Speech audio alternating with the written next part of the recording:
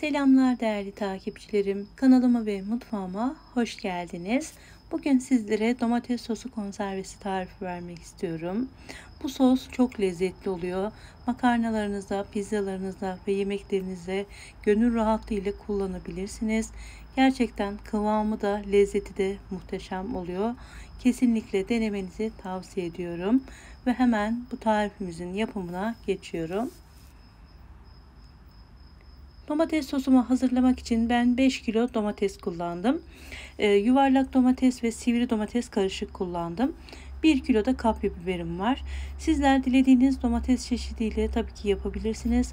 Ama bu sivri domates, yani salçalık sivri domatesten mutlaka 2-3 kilo kadar da olsun eklerseniz kıvamı çok daha güzel olacaktır.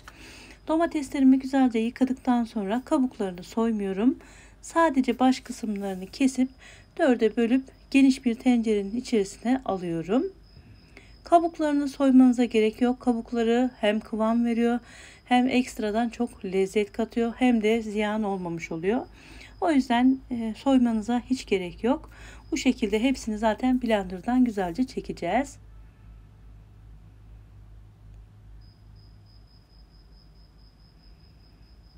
Domateslerimin hepsini doğradım. Bu şekilde yayvan geniş bir tencere kullanırsanız işiniz daha kolay olacaktır.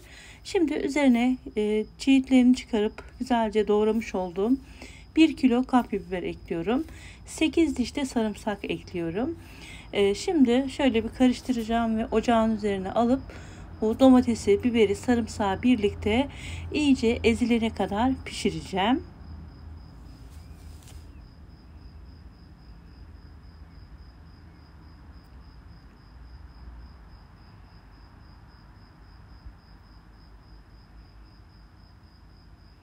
Ocağın üzerine aldım. Tekrar şöyle bir karıştırıyorum.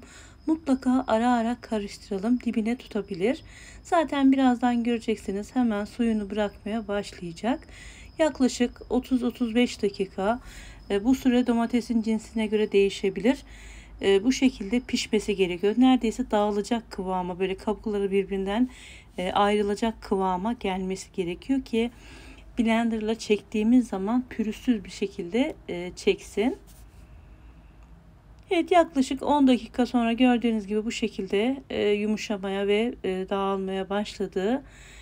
Şöyle hafif kapağını kapatıyorum, biraz yarım bırakarak ve pişirmeye devam ediyorum.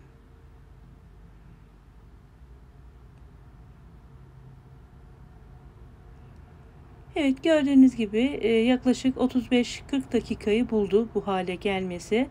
İyice birbirinden ayrıldı kabukları ve bayağı bir ezildi. Artık blenderla çekme işlemine geçebilirim.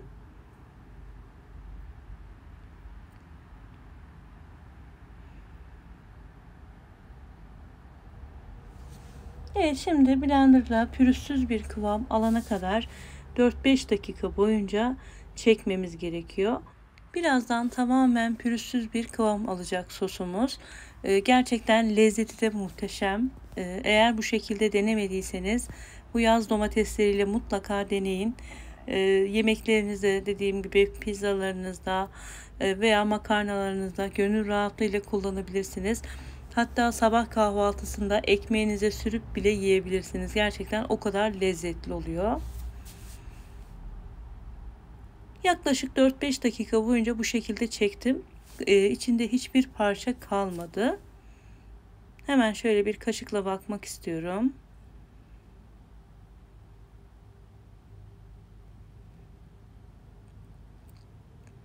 Gayet güzel olmuş. Şimdi biraz daha katılaşmasını istiyorum. O yüzden yaklaşık şöyle 25-30 dakika kadar biraz daha kaynatacağım. Şimdi üzerine diğer malzemelerimi ilave edebilirim. 1 çay bardağı sıvı yağ ekliyorum. 125 milimlik bir bardak kullandım. İsterseniz zeytinyağı da kullanabilirsiniz. 1,5 yemek kaşığı iri tuz koydum. 1 yemek kaşığı da toz şeker ilave ettim. Sonrasında tekrar karıştırıyorum, şeker ve tuz erisin diye. Yemeklik tuz kullanmıyoruz arkadaşlar. Turşuluk, salamuralık iri tuz kullanmamız gerekiyor. Bu sayede domates sosumuz çok daha uzun ömürlü olacaktır.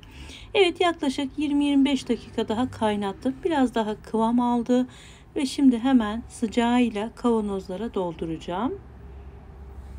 Gerçekten rengi, kıvamı inanılmaz güzel oldu. Ve tadı da muhteşem. Kesinlikle tavsiye ediyorum sizlere de. Kavanozlarımı ben önceden yıkadım, kuruladım ve artık doldurabilirim. Bu tür küçük kavanoz kullanıyorum. Ben 300 milimlik cam kavanoz. Bunlarla hemen açıp 2-3 gün içinde tüketebilirsiniz. Buzdolabında muhafaza etmek şartıyla. Şimdi tamamen steril ettiğim kavanozlarıma domates sosumu hemen ocaktan alır almaz dolduruyorum. Hiç vakit kaybetmeden de yeni bir kapakla sıkıca kapatıp ters çevireceğiz. Bu işlemleri hızlı yapmamız gerekiyor. Kapaklarımızın sıkı bir şekilde tutup uzun süre muhafaza edebilmemiz için. Ben böyle bir aparat kullandım. Huni'ye benzeyen. Ağzı biraz daha açık. Eğer bulabilirseniz bu işinizi çok kolaylaştıracak. Kenarları kirlenmiyor çok fazla. Ve kullanımı inanın çok güzel, çok rahat oluyor. Eğer bulabilirseniz bu tam kış hazırlıkları mevsimindeyken bu aparattan almanızı tavsiye ediyorum. Her türlü konserve tarifinde kullanabilirsiniz. Evet, soslarımın hepsini kavanozlarıma doldurdum. Şimdi bir peçete yardımıyla kenarlarını yine şöyle bir siliyorum. Olur ya ufak tefek parçalar kalır, kapağın atmasına sebep olabilir. O yüzden kuru bir peçeteyle veya bir bezle mutlaka konservelerimizin kenarlarını bir temizleyelim. Evet, şimdi hiç kullanılmamış yeni bir kapakla, kapaklarımı da yine aynı şekilde kaynar suda beklettim ve sonrasında kurulayıp kenara almıştım. Bir havluyla konserve şişelerinizi elinize alarak yeni bir kapakla iki geri bir ileri olacak şekilde sıkıca kapatıp hemen temiz bir bezin üzerine ters çevirelim. Bu işlemleri çıplak elle yapmayın. Elinizi yakabilirsiniz. O yüzden mutlaka elinize bir bez alın ya da bir havluyla bu şekilde benim yaptığım gibi tutarak kapaklarınızı sıkı bir şekilde kapatabilirsiniz. Gerçekten diğer domates soslarından çok daha güzel, çok daha lezzetli oluyor. Eğer denerseniz denedikten sonra bana hak vereceksiniz. Böyle ekmeğinize sürüp bile yiyebileceğiniz çok lezzetli bir sos oluyor arkadaşlar.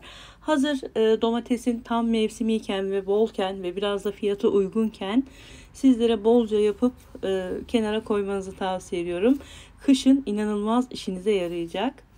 Evet, hepsini bu şekilde doldurup kapağını kapattım, ters çevirdim. Üzerine de bir bez örteceğim ve yaklaşık 7-8 saat boyunca bu şekilde vakumlanmasını bekleyeceğim. Vaktiniz varsa bir gece de bekletin.